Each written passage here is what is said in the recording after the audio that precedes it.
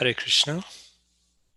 So thank you again for joining. I think there's some more devotees joining through the waiting room. So maybe Gorshan Prabhu, you can also just keep admitting them.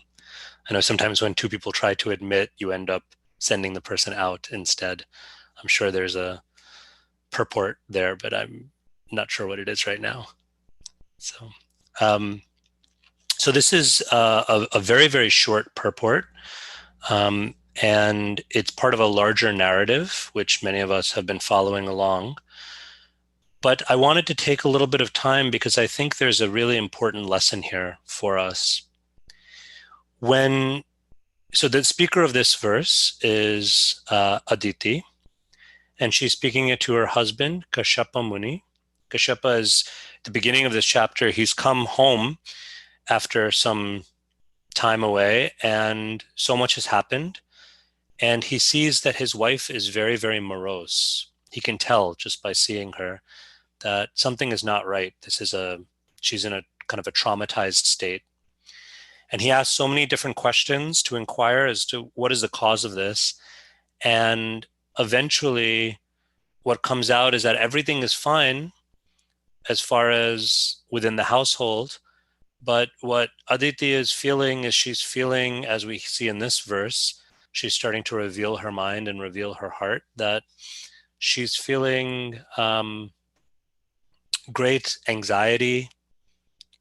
She's full of fear that the position of the demigods has been disturbed, that they've actually lost their position, they've lost their wealth, they've lost their power. Their enemies, the demons, who are actually related to them. So this is kind of a family drama also, because there's a connection. So the demons, who are like the cousins of the demigods, have usurped their position and are now the demigod's very existence is threatened. And as Srila Prabhupada reminds us in the purport, when Aditi is conveying her fear and her anxiety, it's for her children, the demigods, but that, Prabhupada reminds us, also includes herself. So she's seeing her own position is quite precarious now. And so we meet Aditi in this verse in a situation where she's full of fear and she's full of, in one sense, desire. You can even say material desire. She speaks to her husband. She says that she is desirous of protection. She says, Bahina Prabho, please, my dear Lord. Of course, here she's speaking, Prabhu, she's speaking to her husband, who's also a great devotee. And we saw in the previous verses, she glorifies him as being, in one sense, a representative of Krishna. So she's praying to Krishna through his representative. She's appealing to her husband, to her protector, to a figure who's like her guru, that please protect me, protect us. And I wanted to just take some time to look at this idea, because on one hand, if seen in a certain way, this seems like this seems a little unusual. Again and again, we're so often told in texts like the Bhagavatam, like the Bhagavad Gita, that a core quality of a devotee, what to speak of a great devotee like Aditi, a quality of a devotee is fearlessness. Actually, it's interesting, if you see different places in the Bhagavatam, in the Gita, where qualities of devotees are listed, fearlessness is almost invariably one of them. Usually they're different words, but usually abhaya is a word that's used. In the 12th chapter of the Gita, it's one of the qualities that Krishna lists as being very dear to him. It's considered an item of knowledge also in the Gita. It's listed as one of the qualities of the divine nature in the Gita. So in the 12th chapter and the 14th chapter, in the 16th chapter.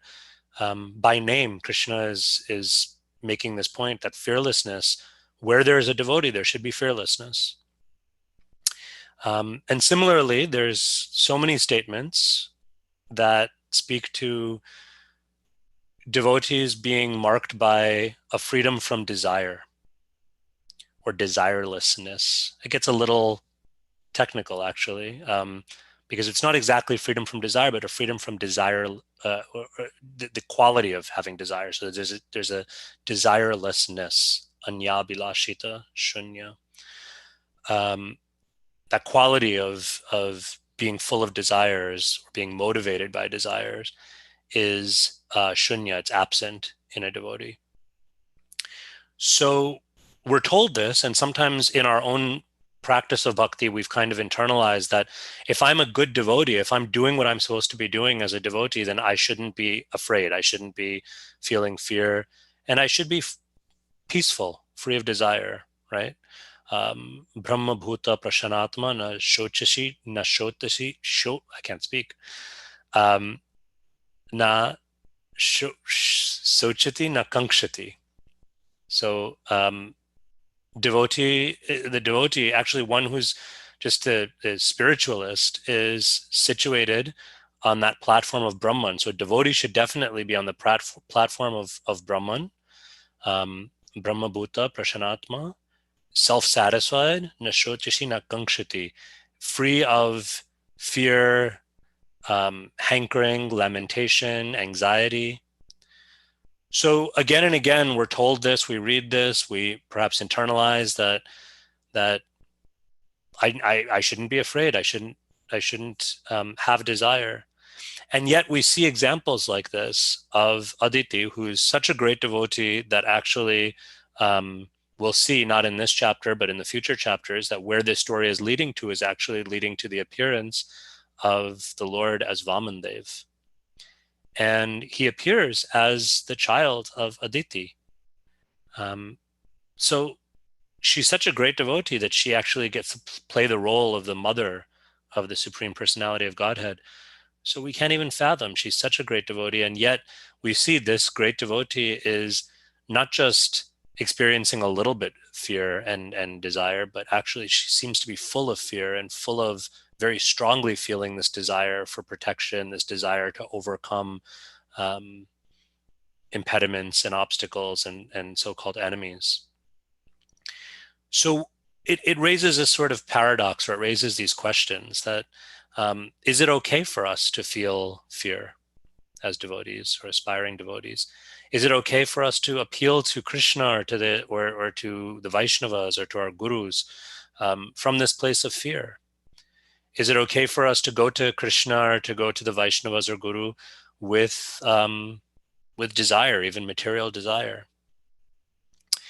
And what I want to suggest, in our discussion this morning, is that what the Bhagavatam is showing us in these examples is that it is. That as devotees, it is natural that we are going to feel fear, that we're going to feel a desire for protection, a desire for safety, that these things are not disqualifications. And at the same time, that bhakti offers us a wonderful way to channel our fears and our desires and our need for safety and protection. And that the Bhagavatam suggests to us that great devotees do experience these things, what to speak of even kind of the struggling sadhakas. But in every instance, practically, that we encounter in the Bhagavatam, and there are so many examples, and I'll just pull out a few, what these devotees do with that fear, what they do with that desire, is they go deeper in their dependence on Krishna. We'll see that in this story as well. Of course, here Aditi is appealing to her husband, but through the guidance of Kashyapa Muni, ultimately that fear, that desire, everything is going to be offered to the Lord. And in fact, that this chapter culminates in Kashyapa Muni teaching Aditi the this process of prayer by which one can offer their fear, their desire, their need for protection at the lotus feet of the Lord. So why would the Bhagavatam have examples like this if not to suggest to us that actually this fear is natural? There is another example that I want to just point out that comes very early in the Bhagavatam. And it's often pointed to as an example of taking shelter of Krishna. And yet we also see that it's an example that's born out of fear in a very similar way. And this is the example of Arjuna.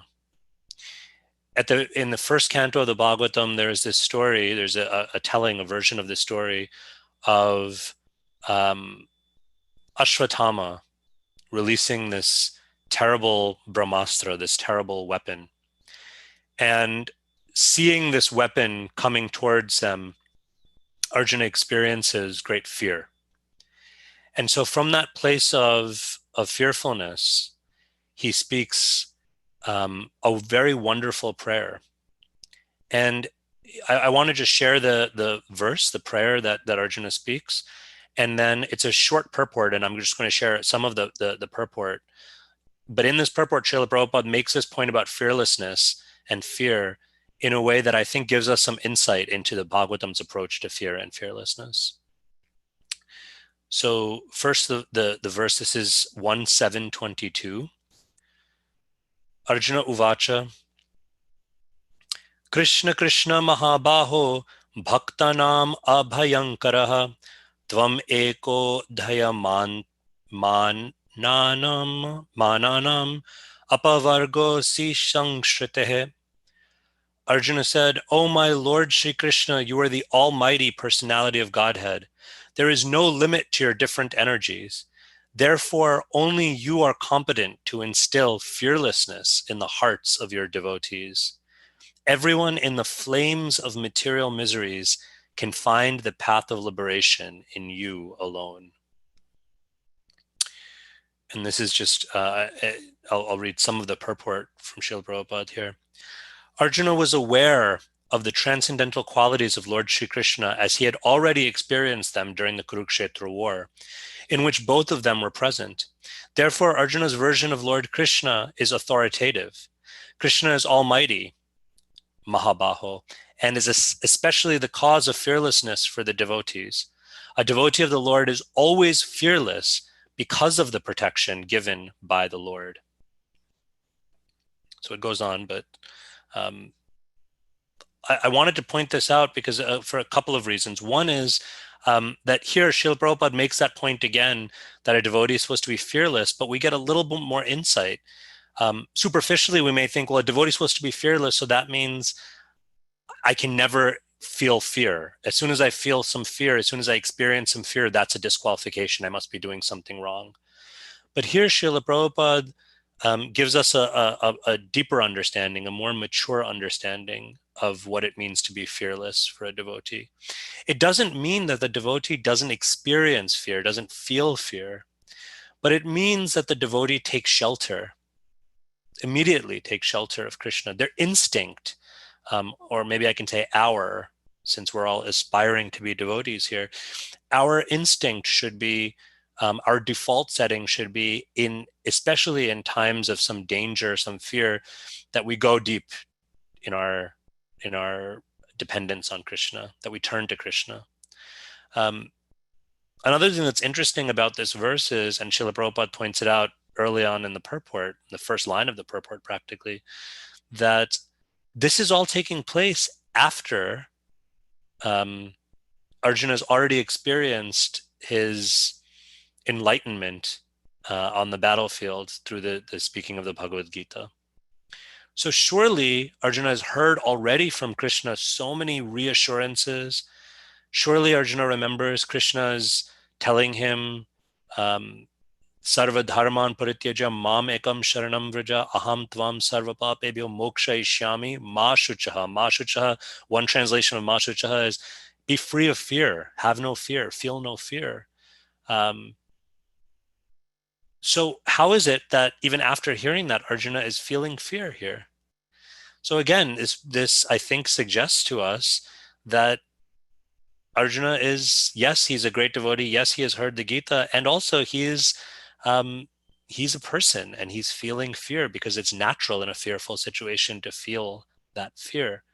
Um, and because he has already heard from Krishna, he knows his settings, his default has been reset to go to Krishna. So what does he do? It's so beautiful, actually, that even how this verse is structured, the very first word that Arjuna utters in this fearful state, and he says it twice for emphasis. He says, Krishna. He just calls out Krishna. He says, Krishna, Krishna, Mahabaho. Um, that is Krishna. That is Arjuna's response to his fear. That's what he does with his fear. That's where he goes with his fear. And I was hearing one beautiful lecture by Radhika Raman Prabhu, who is like such a learned expert on the Bhagavatam, both from an academic standpoint as well as a devotee, lifelong devotee.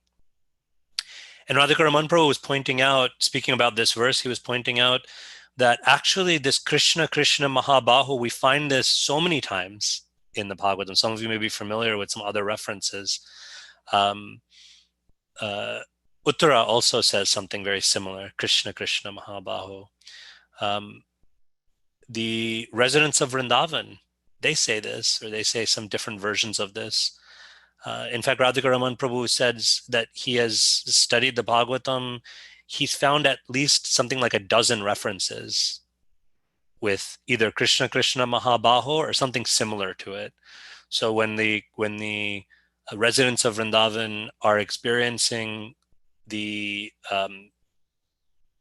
tumultuous storm that's sent by Indra in the pastime of the lifting of Govardhan Hill, they say something very similar. They say Krishna, Krishna, Mahabhaga, and that's their way of expressing their fear and turning to Krishna for shelter. Literally, in that pastime, Krishna gives them shelter. But also when there's a great forest fire in Vrindavan, they again the residents of Vrindavan and the cowherd boys, they say something very similar. They say Krishna, Krishna, Krishna, Krishna, Mahavirya, Krishna, Krishna, Mahabaho. Both times there's two forest fires in Krishna's childhood pastimes, and both times they respond in that way. So like that, there's so many, I don't know all the references, but there's so many references where the Bhagavatam is using practically the same language. So why is it doing that, right? The Bhagavatam is actually not a text that typically will recycle. It's not like, we sometimes where we have to like in school, you have to write an essay that has to be so many words. So to fill up some space, you just cut and paste from something you wrote earlier or something like that. So that's not what the Bhagavatam is doing. The Bhagavatam has no need to do that. Bhagavatam has 18,000 verses of just illumination and bhakti. So why repeat the same phrase over and over again, or some variants of it?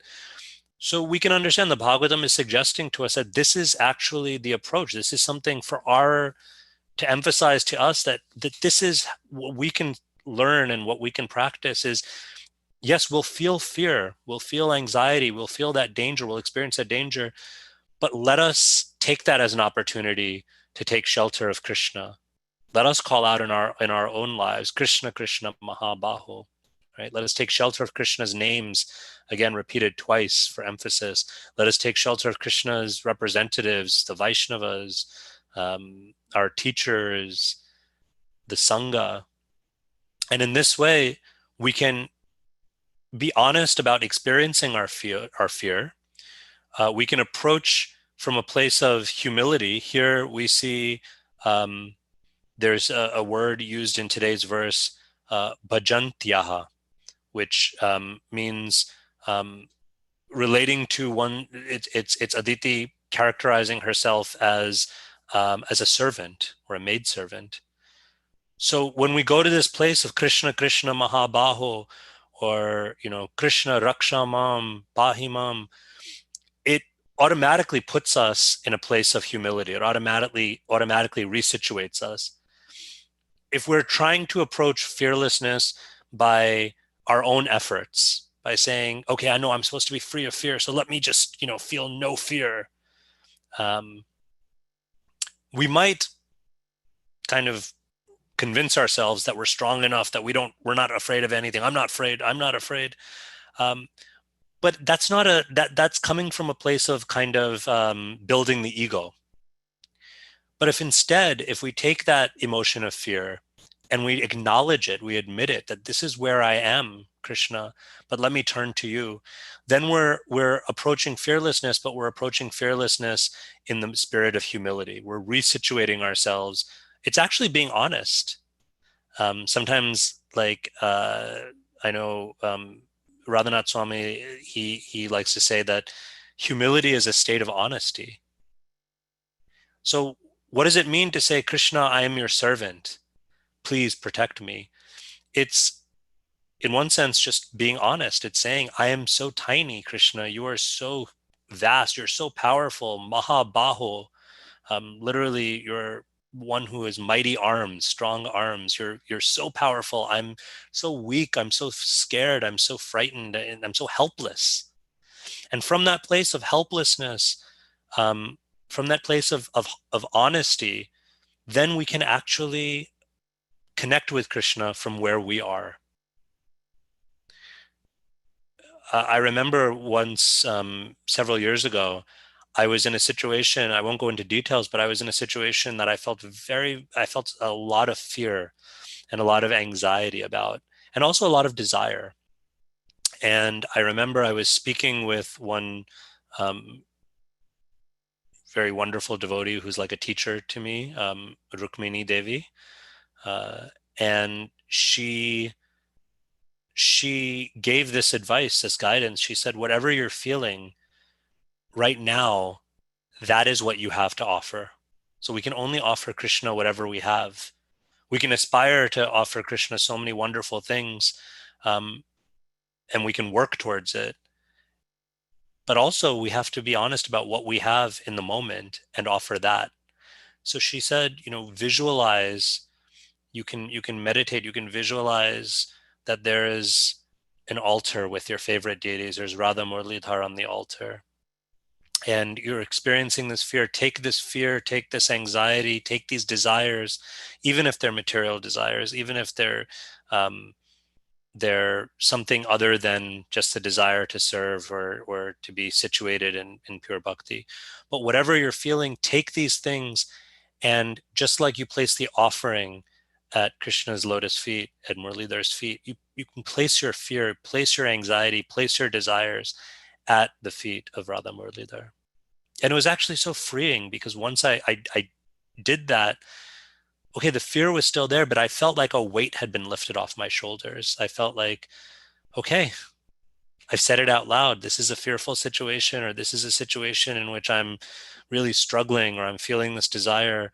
Um, but I surrender it at your feet, Krishna. I recognize that you're really the only shelter I have anyway. So why not just be honest about it? And why not just be honest about, what's in my heart anyway. So who am I trying to pretend? Who am I trying to fool? So let me just be honest and place this at your feet. And then, Krishna, if it's your will, um, you do what you know me better than I know myself. So I trust that you'll take care of it. Now, when we do that, there is some expression of our own desire. If I'm being honest, I didn't just pray, Krishna, whatever you want, that's fine. I went before Krishna in that prayer, in that meditation, and I said, Krishna, I really want this.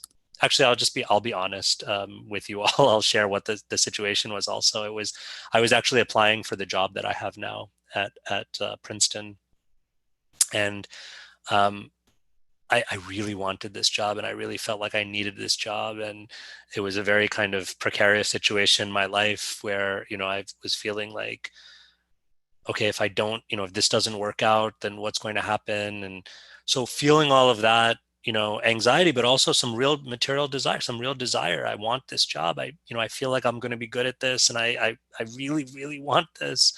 Um, So going before Krishna with that desire, it was a little embarrassing, but also it felt like, let me just be honest. And I prayed, Krishna, you know what's in my heart. You know I want this. If it is your will, and if it's the right thing for me, then Krishna, you're all powerful. You can make this happen. Um, but I added, and often we find in our prayers when we go to Krishna with our desires, almost naturally from our hearts, to the extent that we're practicing bhakti or trying to practice bhakti, we'll also add this, recognition that Krishna, but whatever is your will, you know best. So whatever is your will, please just give me the wisdom and strength to accept that and to recognize that. So we can go to Krishna like that when we're afraid, when we have desire. We can place that fear and desire as an offering.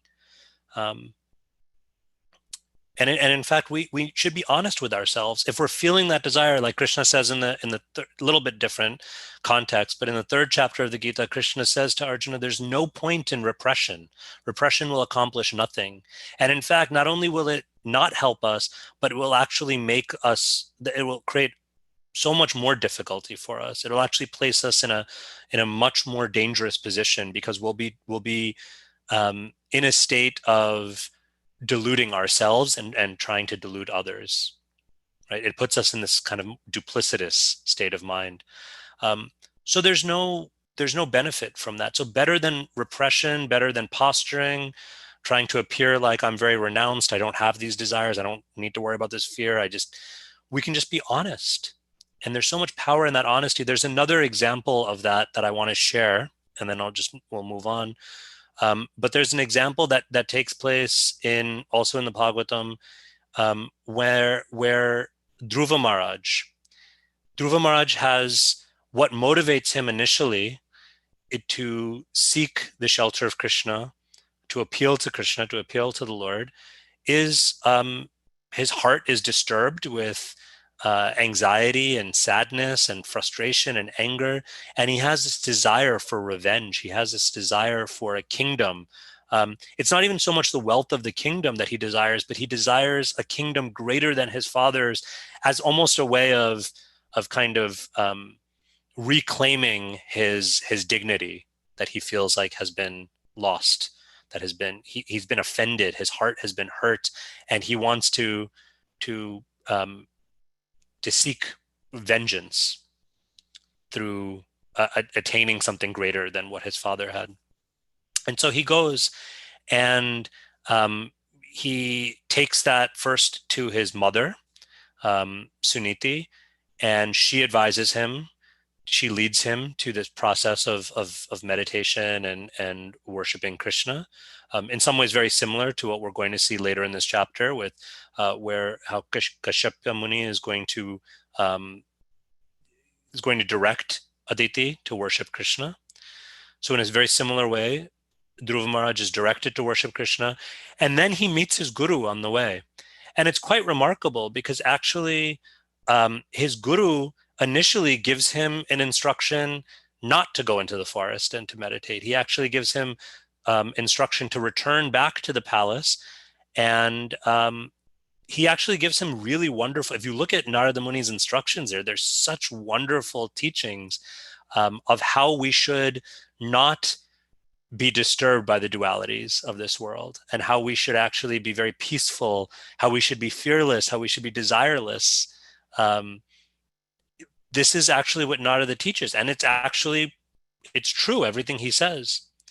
But what's really wonderful is, after Narada speaks this wisdom to Dhruva doesn't just, say, okay, well, my guru, or at least at this point, maybe a great sage is speaking this to me, so I should just listen to what he's saying, or at least let me just pretend to I'll just say, okay, yes, yes, Naradaji, I'll go back to the palace. But inside, he doesn't do any of that. What he does is really remarkable. He acknowledges that what Narada Muni is saying is true. So he doesn't push back and, say, oh, you don't know what you're talking about. He doesn't do that either.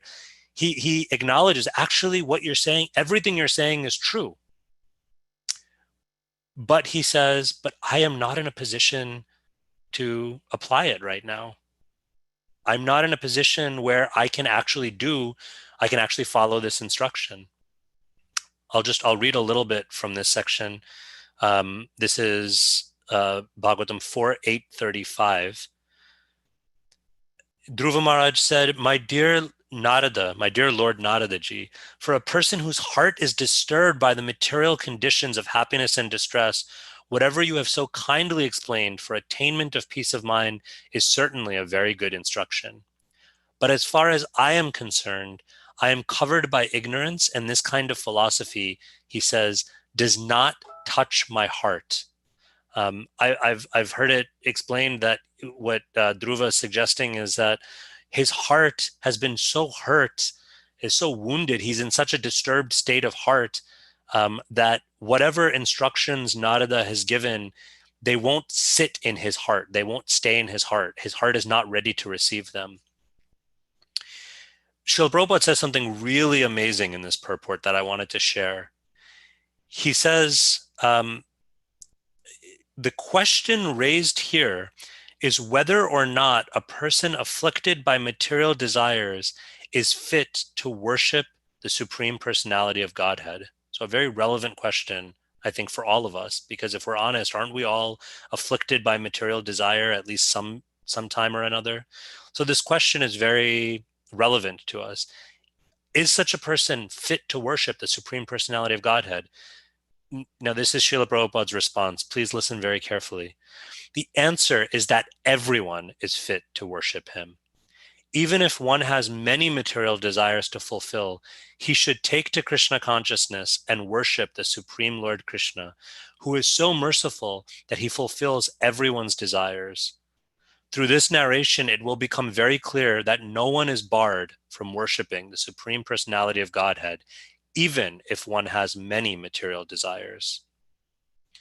So this is our hope. This is our solace. This is such a powerful statement of assurance that Srila Prabhupada is giving us in this purport, that whatever our state, and of course there's that famous verse, right? Akama sarvakamo va mokshakama udharadhi tivrena bhakti yogena yajeta purusham param. That whatever our state, whether one is full of desire, whether one is without any desire, or whether one is desiring liberation, in any and all states, simply turn to this process of bhakti yoga, of trying to please Krishna, of trying to worship Krishna. So this should be our solace, that whatever we're feeling, this is that it's not a cause for, it's not a barrier for us. In fact, I would say it's quite the opposite. It's more impetus for us. It's all the more reason to take shelter of Krishna. It becomes like a catalyst. Do you know this word catalyst? It speeds up the process. It intensifies the process. That's what a catalyst does. It intensifies the process. Yes, our aspiration should be selfless, ahaituki bhakti, causeless, selfless, without any agenda or motivation. But we also approach that from wherever we are. Lord Chaitanya very famously gave us this teaching, na dhanam na janam na sundarim kavitam va jagadishakame mama janmani janmanishware bhavatad bhakti rahaitaki tvai. That this is my only desire is your causeless devotional service, birth after birth. So this is beyond even the desire for liberation. But isn't it so interesting that this same Chaitanya Mahaprabhu who gave us this teaching, when he was traveling throughout South India, what did he chant? The Chaitanya Charitamrita and other texts tell us. What did he chant? Repeatedly, he chanted this beautiful prayer, Krishna Keshava, Pahimam, Rama Raghava, Rakshamam. So again, showing by his example, Rakshamam, Krishna, please maintain me, Pahimam, protect me, just like in this verse Aditi is saying. So this is not a fault. This is not a disturbance in bhakti. This is actually a wonderful opportunity for us to deepen and intensify our bhakti. The last thing I'll just say on this is I know we're nearing the end of our time, and I want to hold at least a few minutes for questions. The last thing I'll say is this point that comes up that actually even in the works of our acharyas, they address this question or this objection that might be raised, that shouldn't bhakti be in this mood of desirelessness and selflessness? So why should we? Wouldn't it be a fault? Isn't it a fault that all these devotees, they call out to Krishna in their time of trouble, in their time of danger, that Krishna protect me, Krishna protect me? Isn't that putting Krishna in our service rather than serving Krishna? So one of our acharyas, Jiva Goswami, in his Satsandarbhas, his treatise on bhakti, he actually answers this objection. And he says so wonderfully, we don't have time to go into the details, but he says so wonderfully that actually it's the opposite. It would be a fault if Krishna's devotees didn't turn to him in times of danger. He says, just as a child in their time of greatest danger, who else but their parent will they call out to? If they don't call out to their parent, then it tells us something is not quite right in that relationship, right? Some of us are parents, or we may remember even not too long ago, maybe we were young children, we were in this situation where if a child is not reaching out to their parent, if my daughter is not reaching out to me in her time of danger or her time of fear, if she's not coming to me and saying, Papa, protect me, hold me, then I feel like I'm going to question, why isn't she doing that? Is there some disturbance? Does she not trust me? Does she not love me? Does she not feel like I can actually protect her? Does she not believe me when I tell her I can protect her? And in fact, if we don't take shelter of Krishna, then there's every danger that we'll take shelter, even subtly, of someone or something else. So better that we just chastely take shelter. We go to Krishna with our everything, whether that's fearlessness or fear or something in between, wherever we are on the spectrum. Let us go honestly, like a child embracing their parent, believing their parent when the parent tells them, come to me, embrace me, turn to me, I will protect you. So if we're taking Krishna seriously, then wherever we're at with our fear, with our desire, then we'll turn to Krishna, we'll take shelter of Krishna, we'll call out to Krishna, Krishna, Krishna, Mahabaho. So I'm so sorry, I always go so long, so we only have a few minutes before darshan, but if there are any questions or comments. Thank you so much, Venkata Bhatta, for sharing such wonderful insights on the process of taking shelter, especially from a place of honesty and humility. So I felt the presentation was both sensitive as well as sensible, with such nice references from the Shastra. And I think it's more like a call for every one of us to say, Krishna, Krishna, Mahabaho. So we can take that today and remember saying Krishna, Krishna, Mahabaho for any situation that we are. I think there are going to be like more questions, so we can unmute everyone now so that they can ask their questions. And even if it takes a few minutes after the darshan, you can continue, bro. We will remain on mute and you can continue if you have time. I have time, but I don't want to keep anyone else. So please, if there are any questions or comments, reflections, please. Hare Krishna, Prabhu. This is Gail. Hare Krishna. Well, first of all, my quick comment is that I so deeply appreciate, for years and years, I've always appreciated the fact that you are so selfless in sharing in order to help your audience. So thank you so much for that. One of my questions is about trust. You know, you say that we go to